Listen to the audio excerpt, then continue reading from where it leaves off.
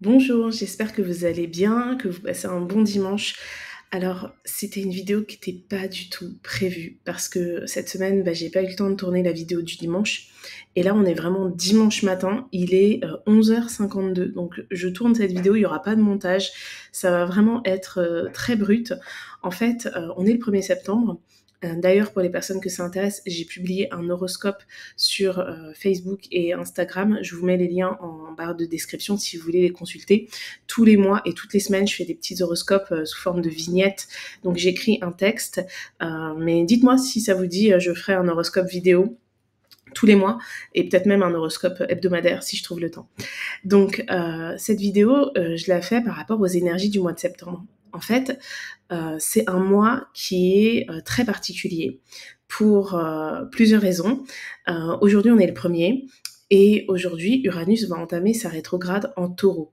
Donc quand un astre rétrograde, c'est que symboliquement, d'un point de vue terrestre, il donne l'impression de reculer. Et en astrologie, on dit que la rétrograde, c'est une atténuation de l'énergie concernée par la dite planète. Donc Uranus, c'est la planète du Verseau. C'est une planète qui parle des changements, qui parle du côté réformateur de la vie, des projets, des innovations. C'est le côté aussi relié au génie, relié au peuple, relié aux groupes sociaux. Et le signe du Taureau, c'est le signe des finances. C'est le rapport à la matière, donc tout ce qui peut toucher le logement, l'alimentation, les vêtements, etc. Et c'est un signe qui parle aussi de stabilité et de travail aussi. Donc déjà, Uranus en Taureau, c'est depuis 2018. J'ai plus les dates, mais je sais qu'il y a eu une incursion d'Uranus en Taureau en 2018, et c'est en 2019 que Uranus est rentré définitivement, entre guillemets, pour 7 ans dans le signe du Taureau. Et vous voyez, depuis cette période-là, on a vu une évolution du rapport aux finances et à la technologie, par exemple, l'essor des banques en ligne. Il y a de plus en plus de personnes qui gagnent leur vie par Internet. C'est là où il y a eu aussi ce déploiement du télétravail. Alors le Covid y est pour quelque chose, mais c'est arrivé durant cette période-là. Et au niveau de l'alimentation, au niveau par exemple du bien-être animal, il y a eu plein de lois qui sont passées par rapport à cela. D'ailleurs, je crois même qu'en France, il y a une loi qui est passée concernant la condamnation pour les personnes qui abandonnent ou qui maltraitent les animaux, etc. Donc vous voyez, il y a eu beaucoup d'innovations en ce sens par rapport au sujet taureau, parce que les animaux, c'est aussi représenté par le taureau. Et en fait, aujourd'hui, le 1er septembre, Uranus rétrograde. Donc ça ne veut pas dire que tout ce qu'on a gagné en ce sens va disparaître, mais ça veut dire que dans nos vies personnelles, on peut avoir tendance à revoir certaines avancées qu'on a faites, que ce soit sur le plan financier, que ce soit sur le plan matériel, sur le plan professionnel, etc., ou certains projets. Par exemple, ça peut être un projet personnel, financier, qui pas qui tombe à l'eau, mais qui est revu en fait, ou qui n'avance plus aussi vite que prévu. On peut avoir aussi, on est en 2024, donc beaucoup de personnes qui vont arrêter, par exemple, de gagner leur vie grâce à Internet ou grâce à quelque chose qui est en lien avec les technologies. Je m'explique. En fait, c'est une réflexion que j'avais eue déjà à l'époque parce qu'en 2020-2021, on a eu des confinements et des couvre-feux. Il y a beaucoup de personnes qui se sont lancées, notamment en auto-entrepreneur, dans des métiers reliés aux réseaux sociaux ou tout simplement au digital. Mais ça, je crois qu'il faut vraiment que je fasse un podcast sur les apparences, mais on sort presque de l'astro, ça devient du développement personnel, donc bref, je vais voir comment je vais m'organiser pour faire ça. Mais ce que je veux dire, c'est que les apparences mentent, toujours, et surtout sur les réseaux sociaux. On va pas se montrer dans notre mauvais jour, et même quand vous avez des posts, regardez, moi aussi ça va pas, je suis comme vous, c'est un post qui est préparé, donc c'est scénarisé. Je dis pas que c'est mal, je dis que c'est comme ça. Et donc, quand on a beaucoup de personnes qui se sont lancées, se lancer, ça veut pas dire que ça va marcher. Et en fait, à l'époque, Pôle emploi permettait d'avoir 2 ans de chômage. Et donc là, les personnes qui se sont lancées jusqu'en 2022, 2024, ça annonce une fin pour ces personnes-là. Et il peut y avoir parmi ces gens-là beaucoup de personnes qui reviennent, par exemple, au salariat ou qui vont vers une manière de travailler qui n'est plus connectée uniquement au réseau. On voit qu'il y a beaucoup d'entreprises qui reviennent aussi sur le télétravail, qui ne l'annulent pas, mais qui donnent moins de jours. On voit qu'il y a aussi beaucoup de choses sur le plan écologique qui sont incohérentes. On est en train de faire un retour en arrière. J'ai vu il y a pas longtemps une compagnie aérienne, par exemple, qui proposait un abonnement annuel pour avoir autant de vols qu'on veut, alors que derrière, on nous dit que il faut pas prendre l'avion. Donc, vous voyez, il y a plein de contradictions de ce type. Là, je parle au niveau national, mais ce qui est intéressant pour vous et pour moi, c'est de comprendre ça au niveau personnel. Donc, je vous invite vraiment à regarder quelle est la maison dans votre thème que vous avez en Verseau, le secteur de vie que vous avez en Taureau, donc la maison aussi. Et il peut y avoir ce côté, je reviens un petit peu en arrière sur certaines choses, par rapport à certaines attentes, par rapport à certains projets que j'ai mis en place. Ça ne veut pas dire que c'est complètement arrêté, mais ça veut dire que c'est revu ou que ça peut stagner. Tout simplement, ça peut être un projet que vous avez et qui va stagner, parce que des fois, il y a des périodes de stagnation. Donc ça, c'est la première chose. Et ce qui est important, à mon sens, c'est que Uranus rétrograde, et quand il va reprendre un mouvement en direct, ce sera le 30 janvier, je crois, il va aller tellement loin en direct qu'il va entrer dans le signe des Gémeaux l'année prochaine. Donc, ça veut dire que la rétrograde d'Uranus l'année prochaine, elle va pas débuter en Taureau, elle débutera en Gémeaux. Donc, on est sur une dernière phase d'Uranus rétrograde en Taureau. En tout cas, ce début de rétrograde. Et ça, c'est quelque chose d'important parce que Uranus, c'est une planète qui reviendra en Taureau dans 84 ans. Donc, la majorité d'entre nous ne seront plus là. Et quand on a des événements astrologiques comme ça qui se produisent pour la dernière fois de notre vivant, c'est très intéressant de les analyser. D'ailleurs, je vais bientôt proposer des horoscopes personnalisés mensuels. Alors, je pourrais pas en prendre beaucoup. Je pense que je pourrais en prendre qu'une dizaine maximum par mois. Mais à partir du mois d'octobre, je proposerai cette prestation. Je vous en parlerai en vidéo et je vous mettrai le lien pour vous la procurer si cela vous intéressera. Donc ça, c'est la première chose pour le mois de septembre. Ensuite, le 2 septembre, donc demain, Pluton retourne en Capricorne. Ça aussi, c'est quelque chose qui va arriver pour la dernière fois de notre vie, parce que Pluton en Capricorne, la prochaine fois, ce sera dans à peu près 240 ans. Donc, c'est un retour, si je puis dire, vers les remises en question reliées au pouvoir. J'avais fait une vidéo astropolitique sur le sujet, je vous invite à la regarder, elle est sur ma chaîne, mais ça peut avoir énormément d'incidences. Vous voyez où on en est, on n'a toujours pas de gouvernement d'ailleurs en France, il y a plein de choses qui se passent. Aux États-Unis, il y a une élection qui va prendre de plus en plus d'ampleur sur la scène médiatique parce que ce sera surtout en fin d'année. Donc le pouvoir est en train d'être réformé, d'être remis en question. Et c'est pas uniquement par les personnes qui ont ce pouvoir. Vous voyez, quand Pluton est entré en Capricorne en 2008, il y a eu une crise financière. Et ça a impacté toute la population. Et ce qui est intéressant, c'est que Pluton, à la fin du Capricorne, il est en harmonie avec Uranus, qui est à la fin du signe du Taureau.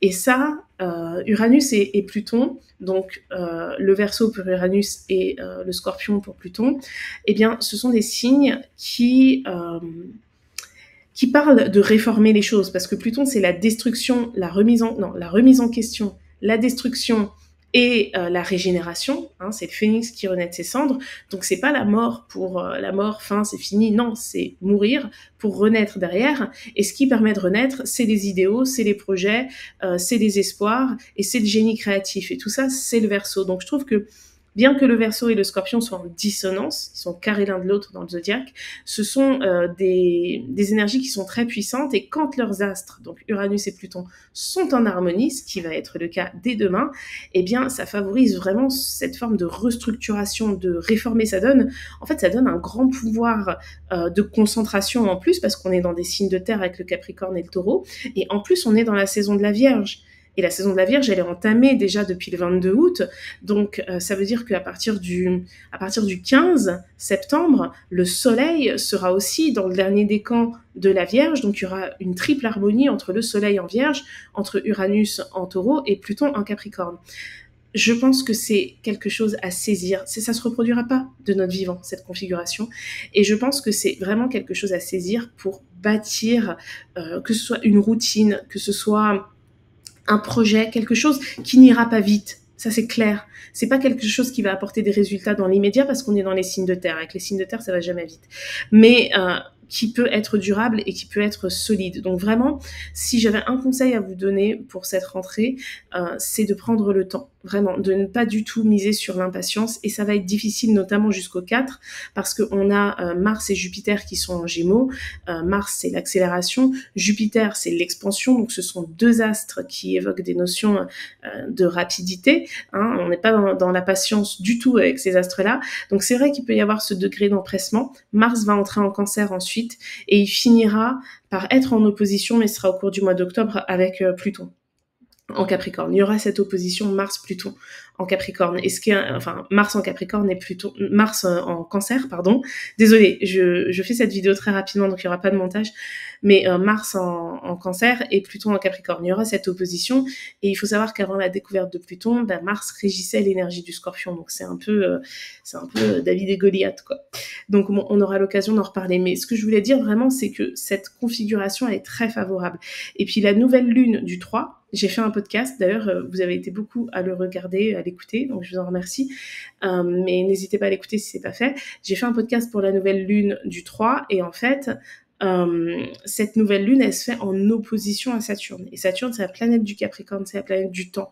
Donc même ce nouveau départ, il invite à la réflexion, à la sagesse, à la lenteur, et je dirais même aussi à la pudeur.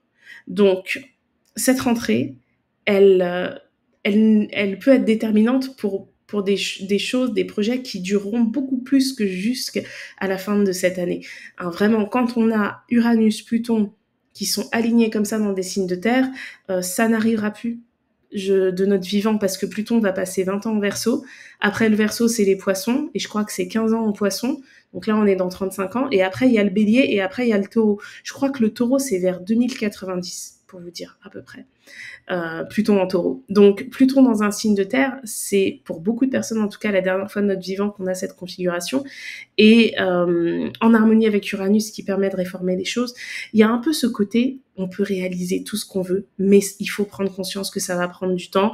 Il faut prendre conscience que on s'est aussi trompé parce que Pluton c'est les remises en question. Donc il faut pas hésiter à accepter d'avoir perdu du temps, entre guillemets, je dis bien entre guillemets parce que quand on perd du temps et qu'on aboutit à une conclusion qui permet de construire mieux sur le long terme, c'est pas vraiment du temps perdu au final, hein, c'est de l'expérience qui est gagnée. Donc voilà, vraiment c'est le message que je voulais faire passer et je vais même aller encore plus loin et rajouter que donc on a Uranus à la fin du Taureau, on a Pluton à la fin du Capricorne et on a Neptune à la fin des Poissons. Et ça c'est pareil. Je crois que c'est en mars prochain, dans 6 mois, dans moins d'1 an, Neptune, il rentre en Bélier, en fait. Donc, Neptune, c'est les rêves. Et puis, en Poisson, Neptune, il est très fort, il est à domicile. Donc, il y a vraiment cette notion de rêve, de croyance. En fait, je trouve que, je sais pas, dites-moi ce que vous en pensez en commentaire et tout, mais je trouve que la dynamique spirituelle, elle prend vraiment de la place. C'est très difficile quand on est dans une période où Saturne, qui est la planète de la construction, est en Poisson, de construire quelque chose sans être connecté quelque part d'une manière ou d'une autre, hein, ça dépend des croyances de chacun, à quelque chose de spirituel en fait. Il y a cette idée que ça doit coller avec l'âme, entre guillemets, vous voyez ce que je veux dire? Donc c'est un bon mois de septembre pour démarrer quelque chose qui ne sera pas forcément visible tout de suite, ça prendra peut-être même plusieurs mois, plusieurs années, mais pour beaucoup de personnes, par exemple, ça peut être une période où, même au niveau de la santé, parce qu'on est dans la saison de la Vierge, il peut y avoir cette prise de conscience, en fait. L'idée de se fixer des limites, de se fixer une routine et d'agir de manière sérieuse et responsable. Là, il y a plus l'idée de faire ce qu'on doit faire plutôt que de faire ce qu'on veut faire. Et ce que l'on veut, entre guillemets, il est représenté dans cette configuration par Neptune, qui représente les rêves, et Neptune en harmonie avec avec Pluton et avec Uranus en Capricorne et en Taureau, ça permet quand même d'orienter toutes les croyances et tous les idéaux vers des actions quelque part qui sont quand même centrées, qui sont quand même sensées, pas centrées, pardon, désolée. Je suis fatiguée. Vraiment, cette vidéo, je la fais à l'arrache. Là, je dois aller même courir parce que moi, ça y est, je me suis dit: «Je me remets au sport». Donc là, je vais sortir courir. J'ai fait une balade avant avec mon chien de 40 minutes là. Je vous raconte ma vie, super. Mais tout ça pour vous dire vraiment, je trouvais que c'était important de noter ce point et Mars sera la tentation d'aller vite. En plus, Mars en Cancer, c'est vraiment agir sur le coup des émotions et vraiment, ce mois-ci, nos émotions peuvent nous trahir. Hein, vous voyez, quand on dit: «Oui, je le sens, donc je le fais», et cetera, bah, des fois, c'est aussi, ce qu'on aimerait sentir. Hein. Donc, il faut plus s'accrocher à ce qui est concret, à ce qui est mathématique, etc. C'est-à-dire que si vous voulez monter un projet et que vous savez que vous n'avez pas les finances, n'y allez pas en vous disant ouais mais je sens que ça va marcher donc je m'en sortirai. Non non, c'est pas une bonne configuration pour ça. Quand vous avez beaucoup d'astres lents comme ça qui sont dans les signes de terre, c'est la lenteur qui est favorisée. Vraiment, regardez. Souvenez-vous, en fait, si vous voulez comprendre l'astrologie, il faut regarder les périodes où il y a déjà eu des configurations vraiment terre. Et c'était quand la dernière fois? C'était en 2020, quand on avait Pluton, Saturne et Jupiter qui étaient dans le signe du Capricorne. Le Capricorne, c'est la lenteur. Là, pour le coup, cette triple conjonction, on a été dans la lenteur ultime puisqu'on a été confiné. Hein. Et d'ailleurs, en mars, quand on a été confiné, Mars arrivait aussi en Capricorne. Donc, on avait Mars, Jupiter, Saturne et Pluton. Et donc, on voit bien que pour sortir de cette situation, par exemple, c'était pas la vitesse qui prédominait. C'est-à-dire qu'il fallait de la réactivité, oui, mais ce qui poussait à la réactivité, c'était des réflexions sensées. Et d'ailleurs, aujourd'hui, quand on fait le bilan de la crise Covid et qu'on voit, par exemple, ce qui est reproché au gouvernement, c'est d'avoir aidé toutes les entreprises. Vous voyez? Alors que sur le coup de l'émotion, quand il y a eu le Covid, on s'est dit, ben non, mais il faut aider toutes les entreprises. La seule condition, c'était d'avoir plus d'1 an d'activité. Donc c'est vrai que c'était un peu une balle perdue pour les personnes qui avaient ouvert leur activité en octobre 2019. Mais ce que je veux dire, c'est qu'ils ont aidé toutes les entreprises au même niveau. Hein, même les personnes qui étaient auto-entrepreneurs, qui déclaraient 0 € depuis des années, ben, elles ont été aidées. Alors après, il y a eu du recouvrement. Hein, ça a fait bizarre à certaines personnes. Mais ce que je veux dire, c'est que, vous voyez, si on prend cet exemple, et je vais m'arrêter là, si on prend cet exemple des entreprises, il y a un tiers, je crois, des entreprises qui ferment au bout de 3 ans, je crois, un truc comme ça. J'ai pas les chiffres exacts. Mais ce que je veux dire, c'est que quand le Covid a amené le gouvernement à distribuer des aides, elles ont été données aux entreprises sans distinction d'évolution de la société en question. C'est-à-dire qu'il y avait des boîtes, même s'il n'y avait pas eu le Covid, elles auraient fermé. Parce que c'était mal géré, parce que c'était pas un bon projet, parce que c'était pas le bon moment. Peu importe la raison. Mais tous les ans, il y a des boîtes qui ferment. Et en fait, les aides ont permis à certaines boîtes qui auraient dû fermer à ce moment-là, de continuer.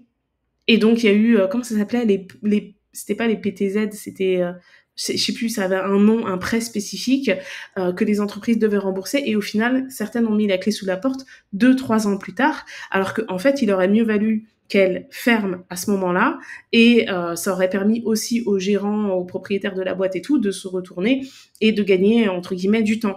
Mais on a agi sur le coup de l'émotionnel sur certaines choses. Et quand vous regardez ce qu'on reproche à la gestion du Covid, c'est que les actions qui ont été faites sur le coup de l'émotion. On doit aider tout le monde. Voilà. Parce que c'est comme ça. Et il disait quoi, Macron? L'État payera. Bah oui, maintenant, personne ne veut payer. Donc, vous voyez, en fait, il aurait été plus judicieux de bloquer, par exemple, les prélèvements URSSAF en disant, bon, pendant 2 mois, vous ne nous payez pas. On va vous dire ce qui va se passer. On va faire des calculs. On va voir qui on aide. On fait des barèmes, etc. Mais non, ça a été direct. On aide tout le monde. Hein, et vous voyez, ça, c'est une réaction émotionnelle. C'est aussi une réaction humaine, si je puis dire. Hein. Donc, c'est très haut et air, quelque part. Et alors qu'en fait, il aurait fallu penser terre, prendre le temps, patience, on bloque tout, c'est pas grave, on met en place de nouvelles choses et une fois, dès que c'est fait, après, on fait des ajustements. Mais c'est pas ça qui s'est passé. Et bref, c'était un exemple. Mais comme c'est un exemple récent sur quelque chose qui est assez extraordinaire, parce que maintenant on rigole, c'est passé, mais ce qu'on a vécu c'était quand même ouf. Et ben, vous voyez, c'est le bon exemple de quand les planètes sont en terre, eh bien, il faut privilégier la lenteur, la patience, et après, on prend les décisions. Donc, ce mois de septembre, ne vous sentez pas mal si vous n'êtes pas là à avoir 1001 projets, si vous n'êtes pas là à être sûr de vous surtout. Non, privilégiez la patience. L'énergie de la Vierge, c'est une énergie mutable. En plus, le côté mutable ouvre sur autre chose. En l'occurrence, ici, ça ouvre sur l'énergie de la Balance. qui est une énergie d'air, qui est une énergie donc de réflexion, de négociation, de dialogue, etc. Donc, quand on est ouvert sur autre chose, ça veut dire que on anticipe un petit peu les choses. Hein. C'est pour ça que les signes mutables, ce sont les signes les plus adaptables. Mais ça veut aussi dire que tout n'est pas à faire dans l'instant en fait. Il faut vraiment planifier les choses et prendre le temps, vraiment. Et agir quand vous avez un maximum de certitude. On n'a jamais des certitudes pour tout à 100%, mais là, faut pas se jeter dans la gueule du loup, entre guillemets. Donc voilà, écoutez, j'espère que cette vidéo, pas du tout prévue, vous a plu. N'hésitez pas à me laisser un commentaire, à me dire ce que vous en pensez. Et je vous dis à mercredi pour un prochain podcast.